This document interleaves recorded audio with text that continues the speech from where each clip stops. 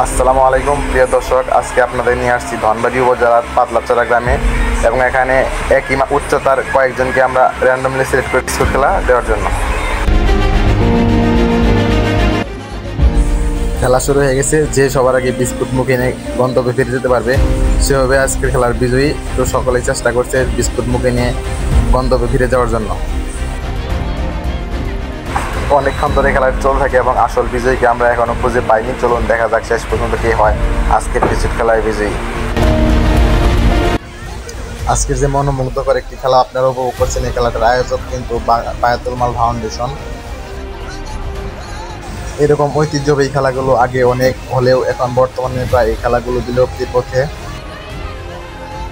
সকলেই অনেকক্ষণ ধরে অনেক চেষ্টার পরে কেউ কিন্তু লক্ষ্যবস্তুটি নিতে পারে না এবং সর্বশেষ আরোহী নামের ছোট মেয়েটি বিস্কুট কিনে গন্তব্যে পৌঁছে যায় এবং সে হয়ে যায় আজকের খেলার বিজয়ী।